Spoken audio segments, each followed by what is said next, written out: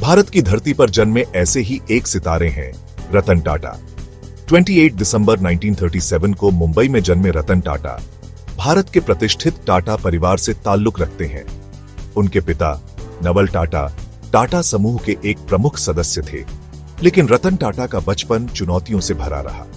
जब वे सिर्फ 10 साल के थे, उनके माता पिता का तलाक हो गया और उनकी परवरिश उनकी दादी लेडी नवाजबाई टाटा ने की। एक साधारण परिवार में जन्म लेने के बावजूद रतन टाटा के सपने कभी साधारण नहीं थे।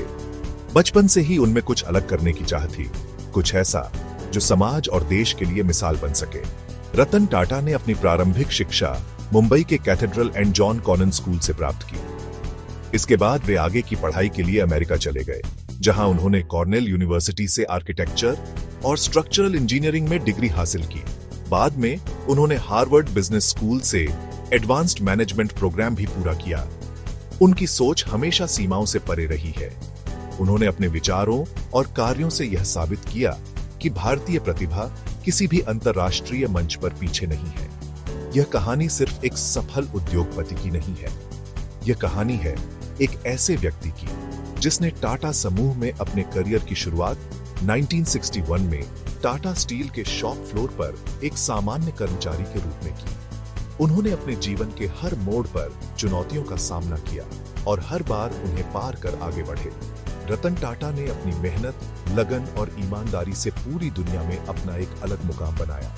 उन्होंने कभी भी शॉर्टकट्स का सहारा नहीं लिया, बल्कि अपने सिद्धांतों और मूल्यों के साथ आगे बढ़े। 1991 में जब उन्हें टाटा समूह का चेयरमैन बनाया गया, तब कंपनी कई चुनौतियों से जूझ रही थी, लेकिन रतन टाटा ने अपने नेतृत्व में समूह को नई ऊंचाइयों तक पहुंचाया। रतन टाटा का जीवन हम सभी के लिए प्रेरणा का एक अमूल्य स्रोत है। उनकी सादगी, विनम्रता और दूरदर्शिता ने लाखों लोगों को अपने सपनों को सच करने की हिम्मत दी है। टाटा इंडिका जैसी ऐतिहासिक परियोजनाओं से लेकर जगुआर लैंड रोवर के अधिग्रहण तक उन्होंने भारतीय उद्योग को वैश्विक मंच पर स्थापित किया। वे साबित करते हैं कि सच्ची सफलता का मार्ग कठिनाइयों से होकर गुजरता है। हर असफलता, हर ठोकर उन्हें और मजबूत बनाती है। उन्होंने कभी हार नहीं मानी और यही उनकी सबसे बड़ी ताकत है। वे हमें सिखाते हैं कि सपने देखना मुमकिन नहीं, लेकिन उन सपनों को हकीकत में बदलने के लिए कड़ी मेहनत और समर्पण भी उतना ही जरूरी है। रतन टाटा ने अपने जीवन से यह दिखाया कि अगर लोग मजबूत हैं तो कोई भी इंसान नहीं है। रतन टाटा सिर्फ एक नाम नहीं, एक पहचान है। वे एक ऐसे प्रतीक हैं जो भारतीय उद्योग, समाज और संस्कृति के लिए प्रेरणा का स्रोत है। उनकी अगुवाई में टाटा समूह ने न केवल व्यापार में, बल्कि समाज सेवा में अपनी मिसाल कायम की।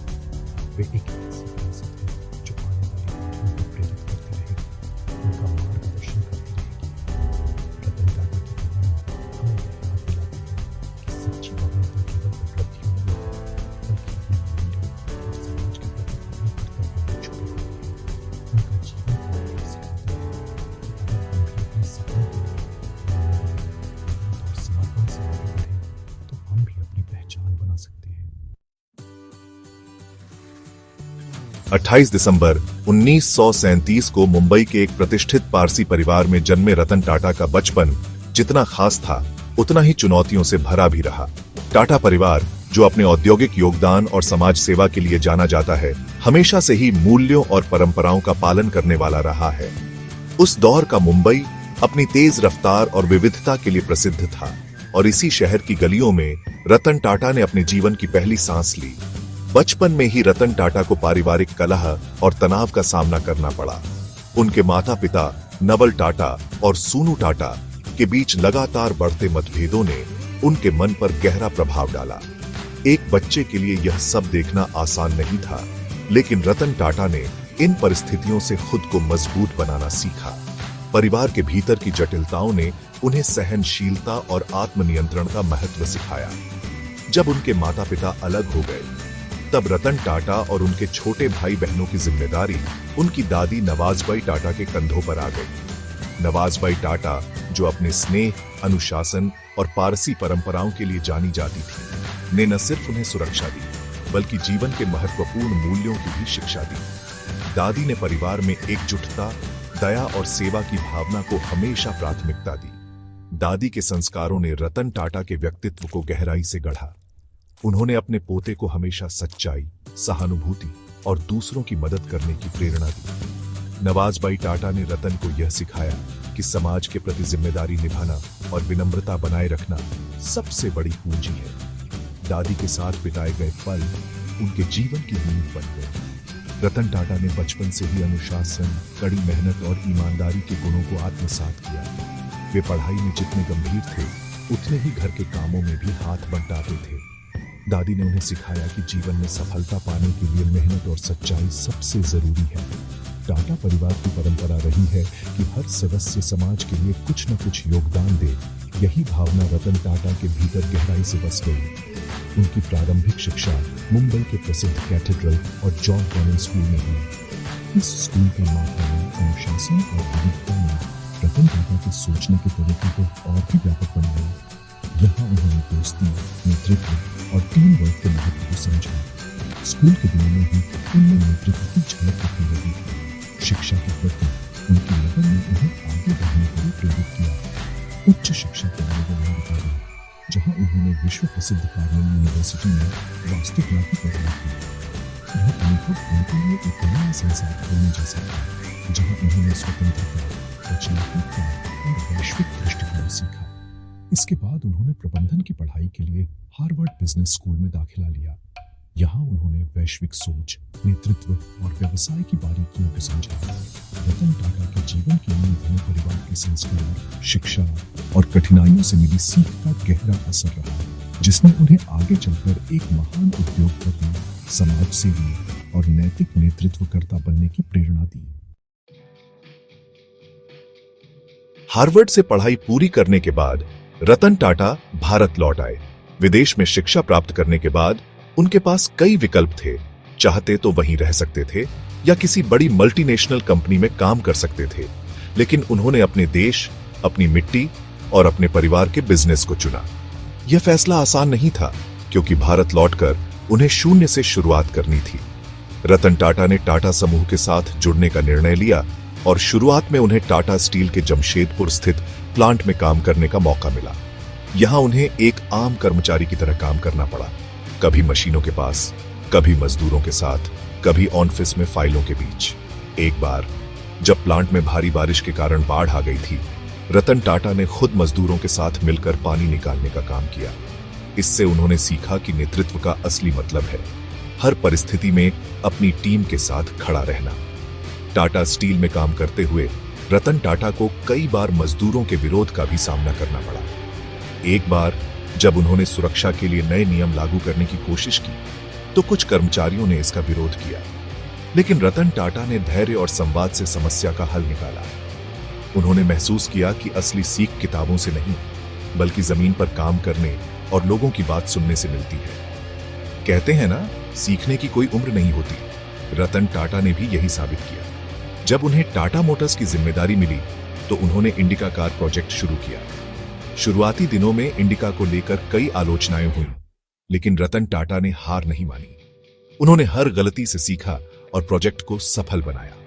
उनके लिए हर दिन एक नया सबक था। उन्होंने जिंदगी को हमेशा एक पाठशाला की तरह जिया।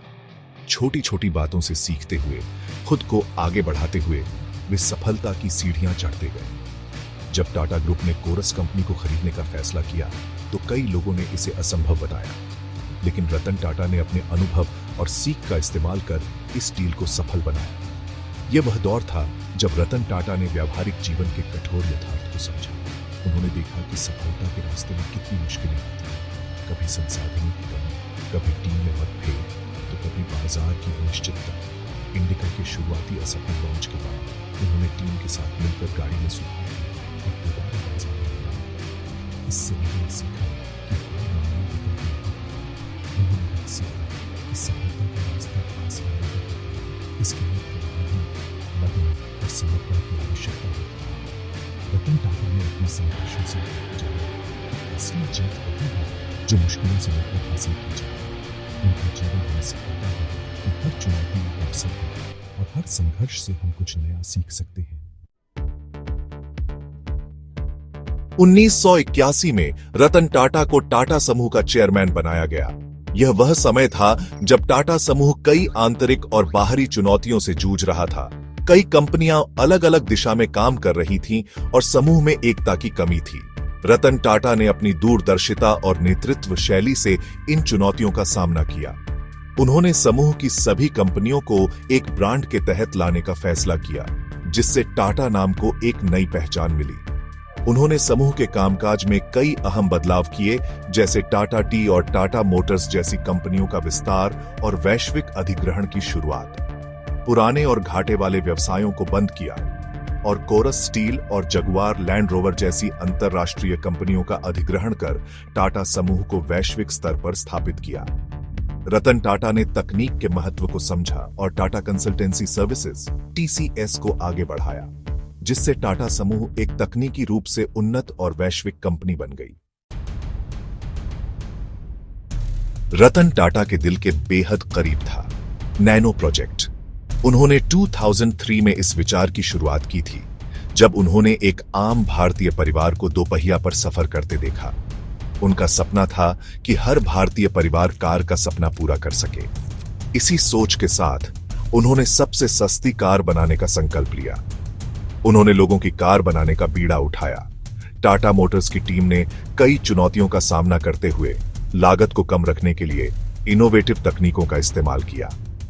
साल 2008 में टाटा नैनो का अनावरण हुआ। रतन टाटा ने खुद मंच पर आकर इसे लाख रुपए की कार के रूप में पेश किया।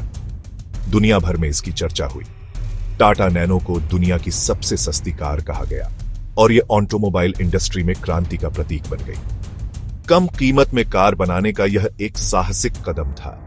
इसकी शुरुआती कीमत सिर्फ 1 लाख रुपए रखी गई थी, जो उस समय एक ऐतिहासिक उपलब्धि थी। हालांकि नैनो पूरी तरह से अपेक्षाओं पर खरी नहीं उतर पाई, लेकिन इसने रतन टाटा की दूरदर्शिता, उनके नवाचार और आम आदमी के लिए कुछ बड़ा करने के जज्बे को पूरी दुनिया के सामने रखा। रतन टाटा के नेतृत्व में टाटा समूह ने वैश्विक स्तर पर अपनी पहचान बनाई और कई ऐतिहासिक उपलब्धियां हासिल की। 2000 में टाटा टी ने ब्रिटेन की प्रतिष्ठित कंपनी टेटली को खरीदा, जिससे यह दुनिया की दूसरी सबसे बड़ी चाय कंपनी बन गई। 2007 में टाटा स्टील ने यूरोप की कोरस कंपनी का अधिग्रहण किया, जो उस समय भारत की सबसे बड़ी विदेशी डील थी। 2008 में टाटा मोटर्स ने British luxury car brands Jaguar और लैंड रोवर को खरीदा, जिससे टाटा समूह को ऑटोमोबाइल क्षेत्र में वैश्विक पहचान मिली। इन अधिग्रहणों ने टाटा समूह को एक वैश्विक कंपनी के रूप में स्थापित किया और दुनिया भर में उसकी पहचान को मजबूत किया। रतन टाटा ने साबित किया कि भारतीय कंपनियां भी दुनिया की सबसे बड़ी कंपनियों के साथ प्रतिस्पर्धा कर सकती हैं, और टाटा समूह ने फॉर्च्यून 500 जैसी वैश्विक सूचियों में भी जगह बनाई। रतन टाटा एक सफल उद्योगपति होने के साथ साथ एक महान समाज सेवी भी हैं। उन्होंने हमेशा समाज की भलाई को अपने व्यवसाय के केंद्र में रखा है। उनका मानना है कि व्यवसाय का उद्देश्य सिर्फ मुनाफा कमाना नहीं है, बल्कि समाज के प्रति अपनी जिम्मेदारी को निभाना भी है। टाटा समूह शिक्षा, स्वास्थ्य, गरीबी उन्मूलन और आपदा राहत जैसे क्षेत्रों में सक्रिय रूप से काम करता है। 2008 के मुंबई हमलों के बाद रतन टाटा ने पीड़ितों और उनके परिवारों की मदद के लिए टाटा समूह की ओर से करोड़ों रुपए की सहायता दी। रतन टाटा ने अपनी व्यक्तिगत संपत्ति का एक बड़ा हिस्सा सामाजिक कार्यों के लिए दान किया है। उन्होंने टाटा ट्रस्ट्स के माध्यम से कैंसर अस्पताल, ग्रामीण विकास और स्वच्छ जल जैसी परियोजनाओं में भी महत्वपूर्ण योगदान दिया है। उनकी मानवता के प्रति यह समर्पण उन्हें एक सच्चा प्रेरणा स्रोत बनाता है। रतन टाटा का जीवन हमें सिखाता है कि सफलता का पीछा मत करो, उत्कृष्टता का पीछा करो, सफलता अपने आप आएगी।